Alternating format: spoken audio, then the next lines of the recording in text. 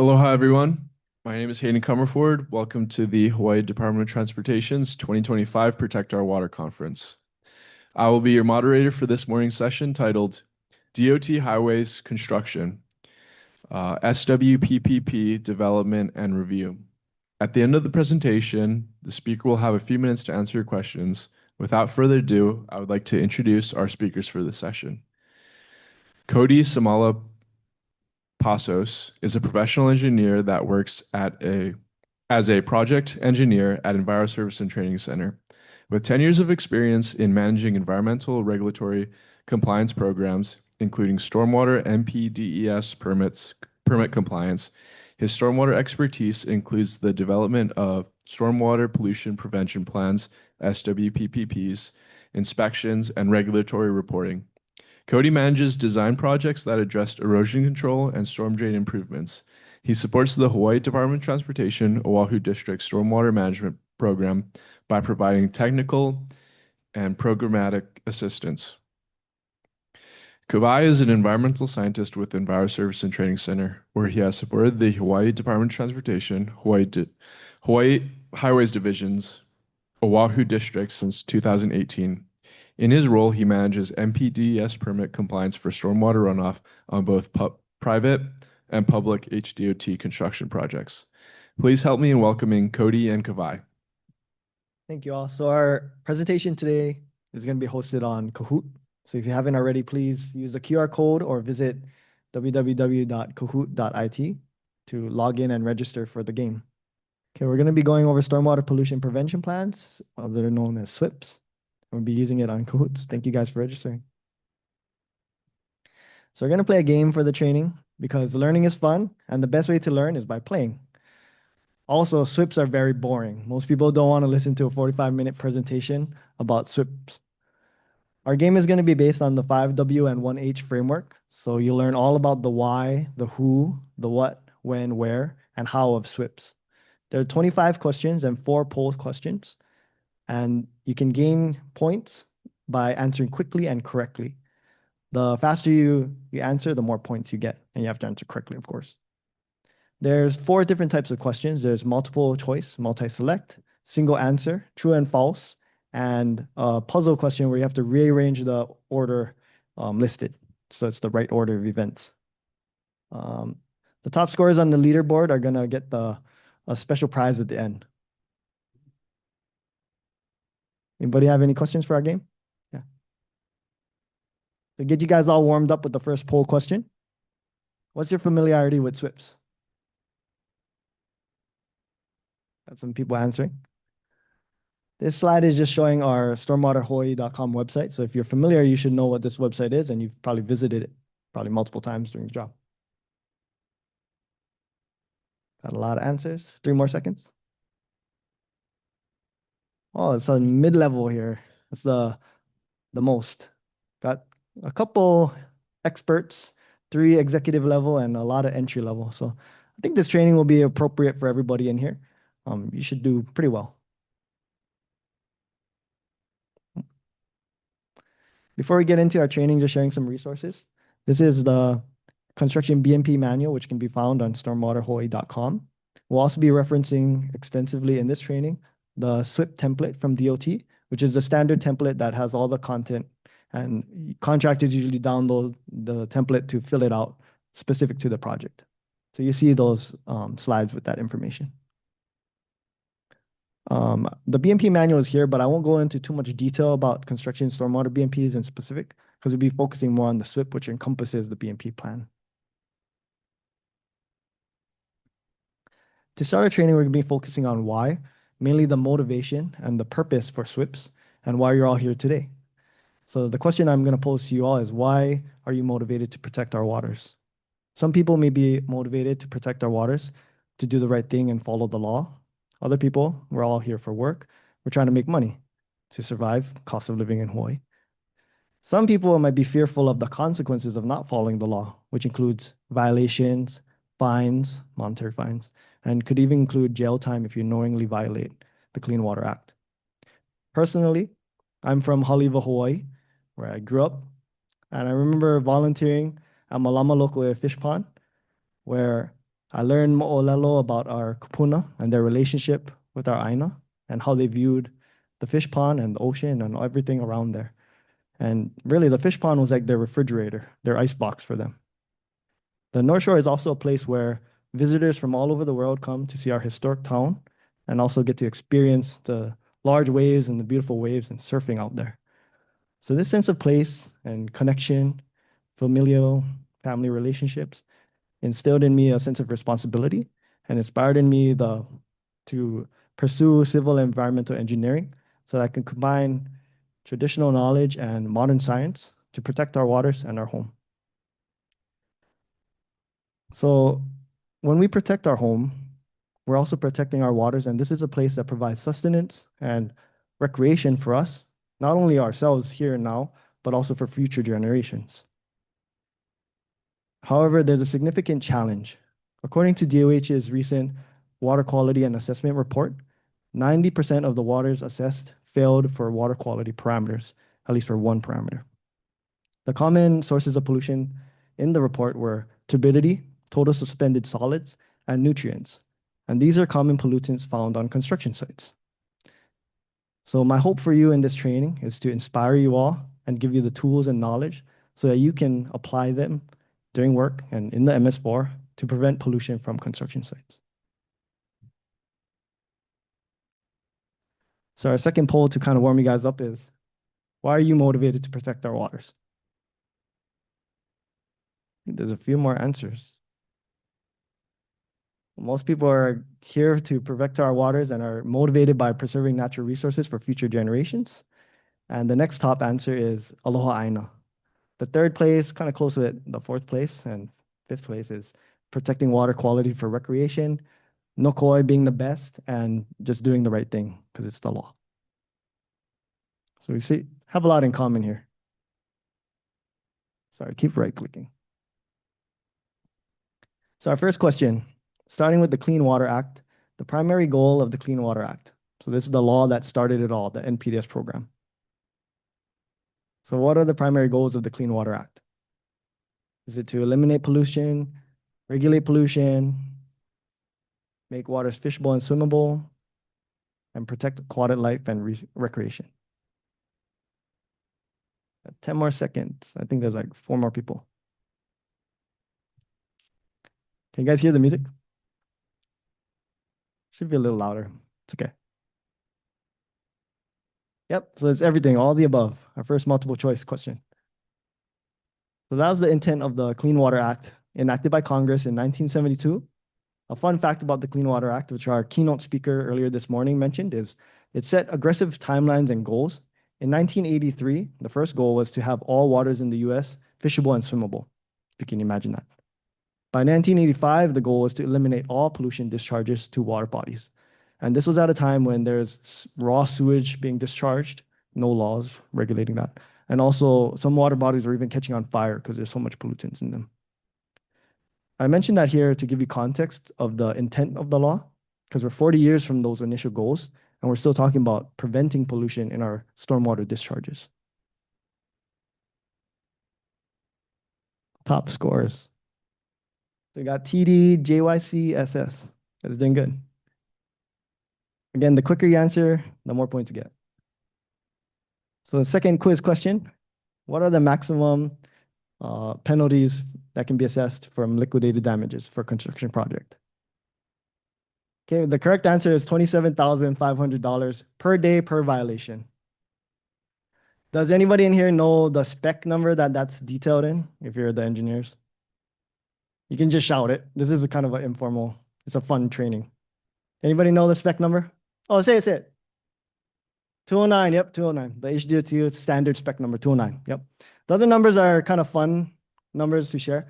The first 3 years imprisonment, that's EPA's federal fine if you knowingly violate the law. So criminal action, you can go to jail for 3 years and $50,000 per violation. $60,000 is the state maximum fine. So from DOH, Clean Water Branch. And then 27,000, that's DOT specific. Then the last one, which our keynote speaker actually mentioned too, is the recent violation that DOH gave to someone for filling a wetland without a permit. with construction and other debris. Okay, let's see how the scores are. Yep. Kind of maintaining a top score list. Great job. Now that we understand our purpose and the background and our motivations, then we can move into the who of the SWPPP. So the SWPPP covers the SWPPP approvers and signatories, and also the stormwater team, including the training and knowledge that they need to have to understand their responsibilities and roles.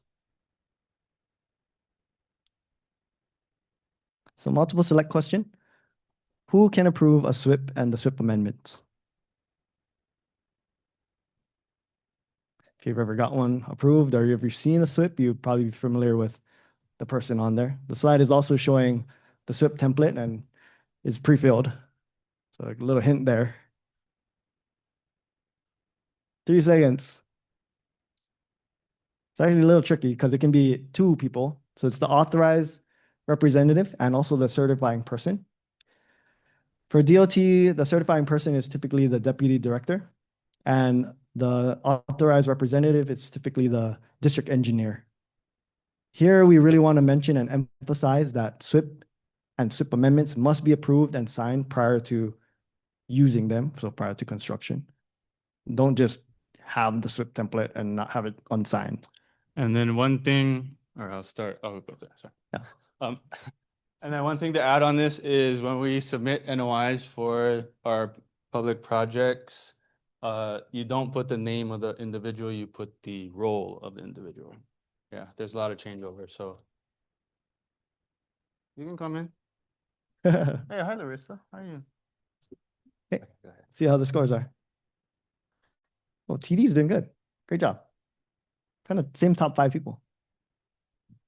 Next question on the topic of who, multiple select. What is the stormwater team responsibilities? So in the SWPPP, there's a list of people that comprise the stormwater team, and it identifies what they're going to do on the construction project.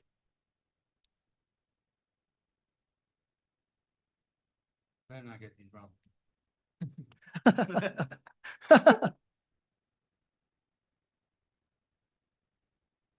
It's all the above. Pretty much everybody got it seems like, because everybody has all the answers.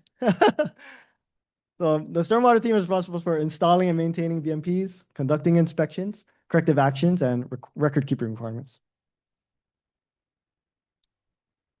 Well, still jockeying for that top spot. Another multi-select question. The following topics should be covered in stormwater training. This slide is showing the training log that's included in the SWPPP template as an appendice. And the answers are right there again. A little bit of hints there. Yep, so the answer is all the above again. So hopefully everybody got that. I'll share a good quote here that I think is applicable for training. They say knowledge is power, and Spider-Man taught me that with great power comes great responsibility. So if you put your name on the training log, you're saying, I did the training, I understand what I need to do. So you're going to do the right thing. So if stuff happens on the site, you can't say, I didn't know that was a requirement. You went to the practice, so when it's game time, you're going to show up. Yep. Oh, Melvin. New people are showing up. Okay. Still on the who. Who on the construction site is responsible for managing pollution? Got a nice meme here showing some relationships on a construction project. People are answering quickly. Yeah, so it's everyone. Little trick for everybody. But yeah, we all got to work together on the project site. We just have different roles and responsibilities. From the design engineer who's making the plans, starting the SWPPP, to the contractor who's implementing those plans, and DOT who has overall responsibility as the owner. Oh, we got some people. Great job. Now moving on to the what of the SWPPP, the contents. The SWPPP covers and identifies the construction activities and pollutant sources, and also the procedures to prevent pollution and other reports such as the corrective action reports. Before we move into the questions, we have our third poll. So please share some of the things you love to do in the water. If we care and we protect the things that we love, and if we have that relationship with the water, we'll be more likely to protect and care for it. And if we protect and care for the water, it's more likely to provide for us in return in numerous ways. Actually, I might take a picture of this one. Swim. I like swim.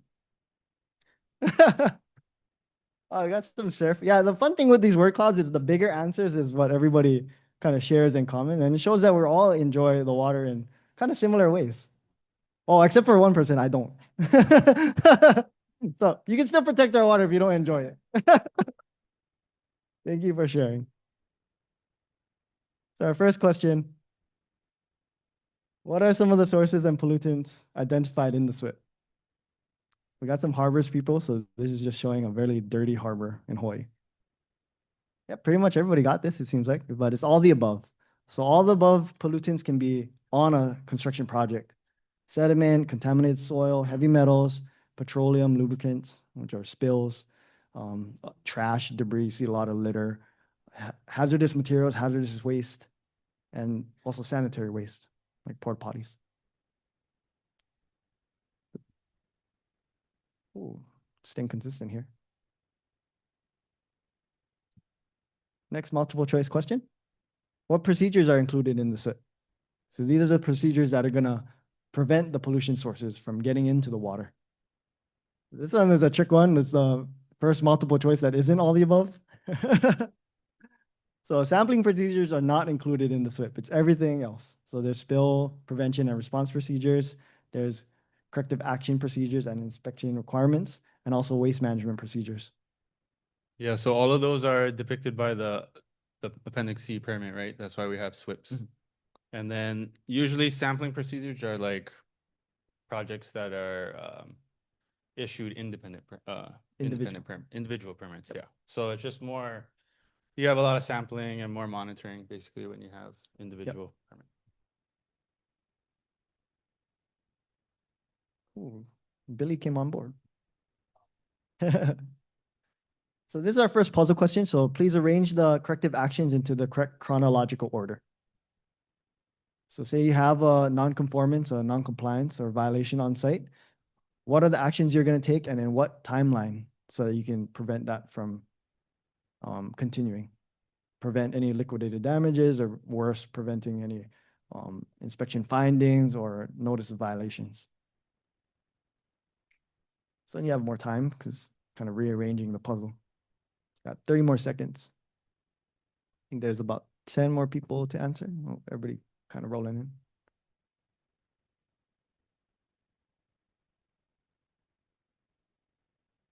Couple more people, 20 seconds. Take a shot.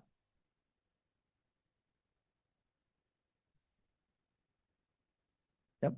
So it seems like, oh, not everybody got this. Kind of only 7 people. So a little tricky. The first step is to immediately take corrective action to prevent a discharge to the water body naturally. The second step is to issue an initial report within 24 hours. And this is identifying what occurred on the project site and the triggers for reporting.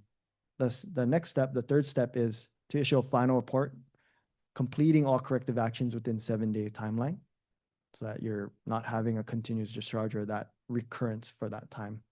And then the final step is to make any necessary modifications to the SWPPP. The reason why this is last is, as we mentioned previously when we discussed the signatories, the SWPPP approvers, it has to go and get routed through the proper channels for review and approval. So they have to see it and then sign it. Yep. You guys have any questions with this one? Seems like some people struggle with it. Don't be shy. Okay. Yep. People doing good. True or false? Our monthly compliance reports due 2 days before the end of the month.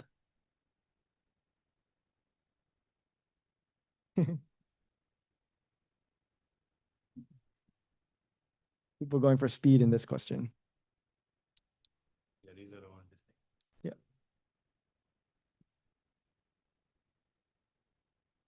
So yes, these are due 2 months prior to the end of the month. And a compliance report is an NPDES permit requirement that details all of the corrective actions and inspection findings that occurred during the month. Yeah, so Yep. so just to elaborate on this, there is a weekly inspection report, yeah, that you guys use in Autodesk. So those of you that are on the public project should know that. But on the bottom of the inspection form is the BMP deficiencies identified during those inspections. And there's a table of all the information needed that has to go onto the monthly. So we help the environmental section do quarterly audits, and we've been noticing people are kind of freehanding it. So just to make it easier for you, I think if you just copy paste from your inspection report to your monthlies, it might save you some time. But Yep, good tip. Compile the weeklies to generate the monthly report. See how everybody did here? Yeah, kind of maintaining that same top score list. I'm moving into the when. The SWPPP identifies the timelines for regulatory compliance actions, the due dates and requirements. So these next questions are going to walk you through a project from the beginning to the end, from the initial planning and permitting phase and moving into pre-construction, construction, and the completion stabilization phase. So when you're answering these questions, just imagine yourself kind of moving through the life of a project. The slide is showing the Hawaii Administrative Rules 11, Chapter 11-55, which is the law in Hawaii that tells us you need an NPDES permit for construction stormwater discharges and all the requirements that come with having that permit. On that note, the first question is, when is the NPDES permit and SWPPP legally required for a construction project? Everybody should get this one. Yep, so it's greater than 1 acre of land disturbance. The picture was showing a project that had an NPDES permit out in Kapolei. And actually, this question is a little nuanced because you can technically get an NPDES permit and require a SWPPP for a project with less than 1 acre of land disturbance.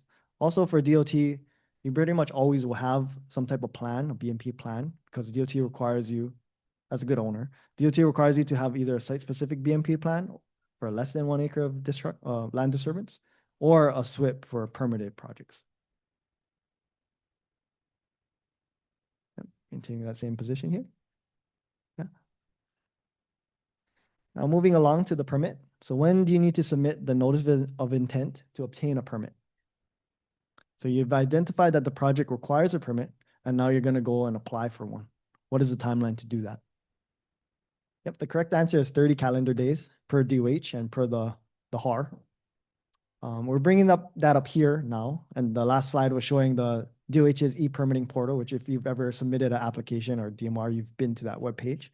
But we're bringing that up here because the SWPPP has to be kind of completed and drafted prior to submitting the NOI. And some of the same information on the NOI are included in the SWPPP, such as the amount of land disturbance and the phasing, etc. Anything to add?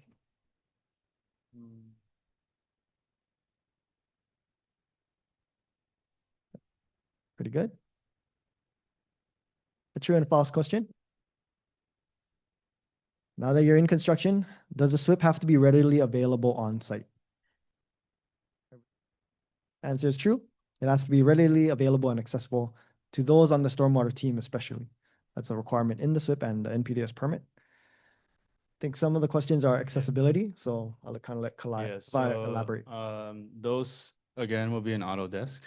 Everything's held in Autodesk, yeah.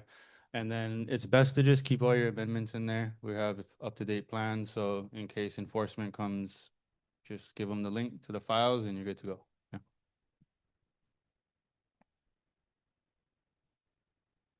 Yep, everybody answered that well. True and false, BMPs must be installed prior to earth disturbing activities. Again, everybody should get this one too really quickly. The answer is true, of course. It has to be installed prior to earth disturbing. Specifically, No, go ahead. Inlet protection and sediment control, perimeter controls. Yeah, and then not only do BMPs have to be installed, but also approved by DOT. Yeah, so everything got to be approved before you do anything on site.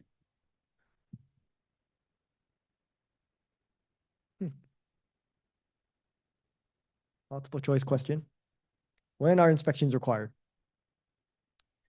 Slide is showing a rain gauge, which will be installed in the site to measure rainfall events.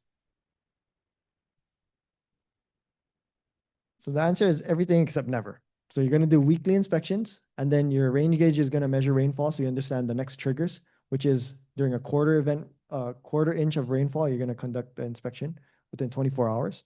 And then during prolonged rainfall events, you're going to have daily inspections. And same top 5. True or false? Is the construction schedule a phasing plan? This slide is showing a phasing plan. Yep, so it is false. So when you're developing a SWPPP, you have to interpret your construction schedule to identify the certain phases that are called out in the SWPPP. So we also want a map showing the phasing. Yeah, it makes it more clear for everyone. It's easier for the inspectors to know clearly where we are in the phases. Yeah, when we just use the schedule, obviously it's fluid. There's a lot of change. And it's hard for our inspectors to really understand where we're at. So if you have a map, then you can just be like, we're right here in phase 1, or, so. Actually, and during SWPPP reviews, this is something that we commonly see errors in, because the SWPPP was developed, months prior, and then you're moving into construction, so the dates are always like 3 months behind. So make sure you go back and update the dates in that appropriate section. Yep, good job.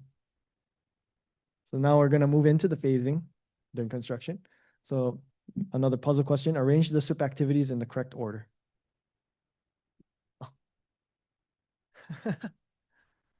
Yep, so the correct order, which kind of majority of the people got, is install BMPs first. Then you're going to move into construction, earth disturbing activities. Then you're going to stabilize the construction project, the site, prior to removing BMPs. So we really want to emphasize that correct order. A lot of people want to start construction prior to installing BMPs. They want to pull BMPs prior to stabilizing the site. And then again, DOT is the one who is, since they're the owner of the project, they're the ones that get to say when the area is stabilized, or 70% coverage, right? And then another thing is remove BMPs after the area is deemed stabilized. So if you're closing up a staging area, you think it's grassed, make sure you ask DOT for their approval. Then you can pull your perimeter controls and inlet protections. Yeah. And great, top 5 people. I think this is the last question in the timeline, in the when. When must stabilization be completed for projects that discharge to impaired water bodies? So stabilization for impaired water bodies. Oh, kind of even. Only like half the people got this, but the correct answer is 7 days for impaired water bodies.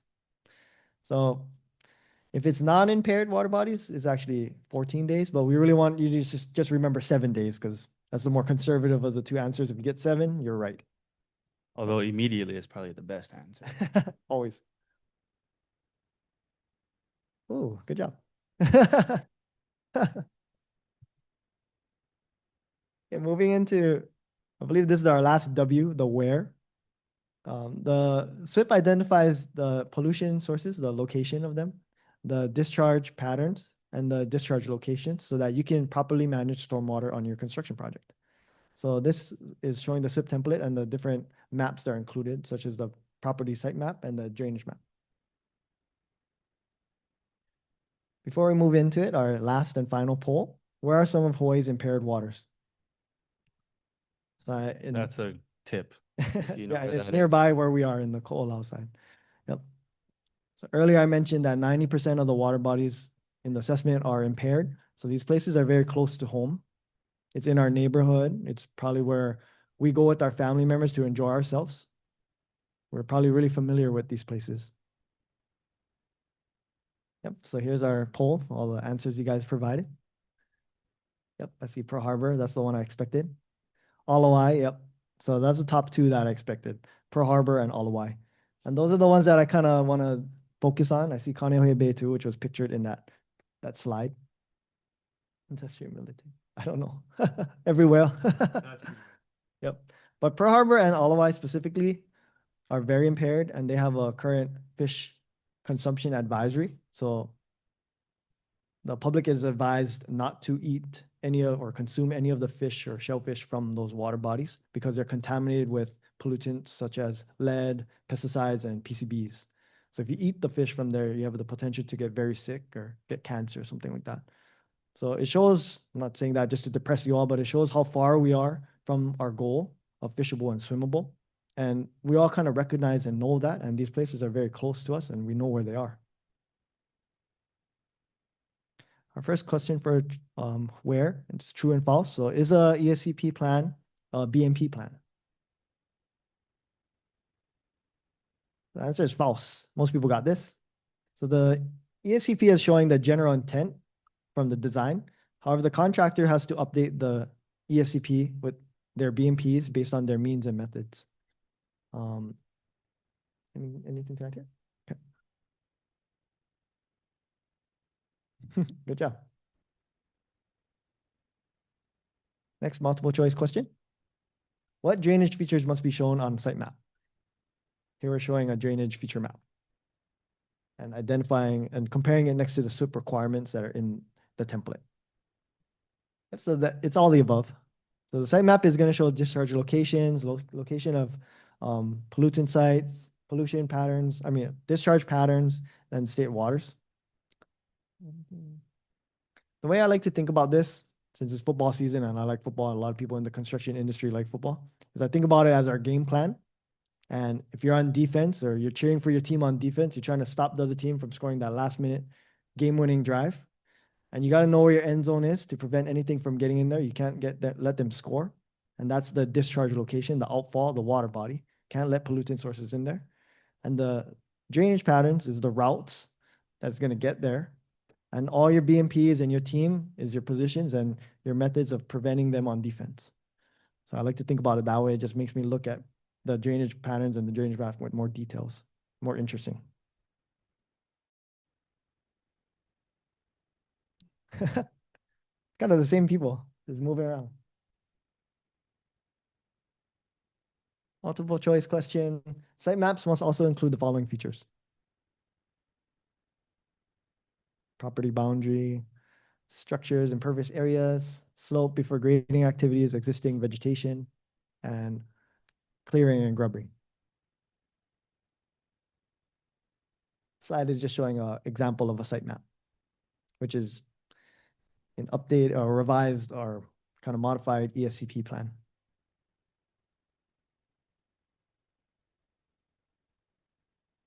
Couple more seconds.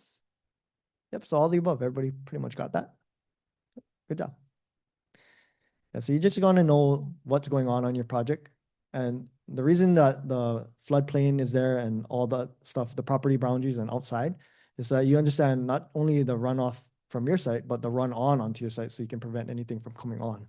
Because once it comes onto your site, you got to manage it. Job. Jeez. Overachievers here. Sure and false staging areas must be shown on the site map. This picture is showing a site map for the staging area.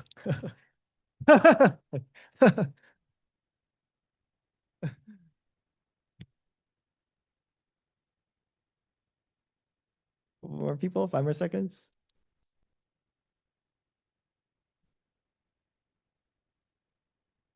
Yep, so it has to be shown. And for DOT, these are mostly linear projects. So the staging area might be on or off property, kind of away from the construction activities or the land disturbing activities. So you need to show it and kind of give some proximity so that the inspectors can identify where they are. And then just some other stuff to add. So the projects are linear. You're always on the shoulder most times, don't have a lot of room. Keep that in mind. Also, tree protection is a big one because we don't have a lot of room on the side of the roads and stuff.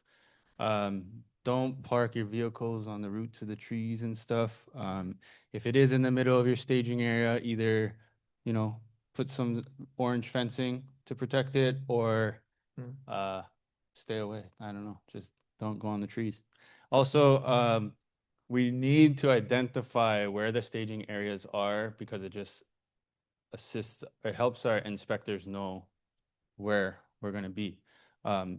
We've been seeing staging plans where the entire shoulder is fair game for staging areas.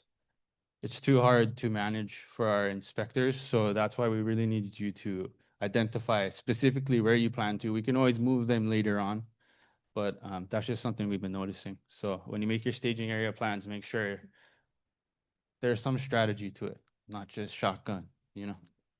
The staging area will also have some of the most pollutants because you have oils from equipment maintenance, hazardous materials, hazardous waste. I think hazardous waste we forgot to mention, but that's something we're seeing. Some issues with non-compliances, not labeling it properly. I think I forgot to mention that earlier, but if it's hazardous waste, got to say hazardous waste, the description of the waste, and the characteristic. So toxic, ignitable. Same top scores. So we're running close to time, but we'll kind of speed through. This is our last word question. So how far away are buffers required? So if you're, how far away from a water body do you need to be until water, buffer is required? 50 feet, 10 feet, 25 feet? Yep. So the correct answer is 50 feet. Pretty much everybody got that. Again, DOT linear projects, a natural buffer isn't always possible. And being 50 feet away from the discharge location isn't always possible because if you're like on a bridge or right there at the outfall or culvert, can't do it. So the right thing to do is have double sediment control or double perimeter controls. So inlet protection plus of, sock. Everybody kind of maintaining top scores. Okay, wrapping it up with the how. So this slide is showing the cycle of continuous improvement, which is based on the Plan, Do, Check, Act cycle. And I'm showing this because it's going to summarize how you use the SWPPP on the project. So I think this cycle, you can apply it to anything in life, but when it applies to environmental improvement using the SWPPP, let me back up. The PDCA cycle is used in environmental management systems to improve environmental compliance, productivity, and lower costs. So that's where this is coming from. And so when you use a SWPPP, using this in this cycle, you develop the plan. That's all the things you have to do. You follow the plan and implement what it says. Then you'll check on it with inspections or corrective action reports to see and evaluate your progress and how your plan is doing. And then you're going to act and you're going to update and modify the SWPPP as necessary to repeat that cycle to improve and maintain compliance. On that note, our last question related to the SWPPP is, how will you use the SWPPP on your project site to prevent pollution and protect our waters? Slide is just showing a nice DOT asset, H3, which we all drove to get here today, or most of us drove, unless you're on the east side. Couple more answers, 10 more seconds. Yep, all the above. So you use the SWPPP on the construction site to identify discharge locations, pollutant sources, implement BMPs, conduct good housekeeping, do your inspections, and update and maintain the SWPPP on site. So it has everything you need to prevent pollution.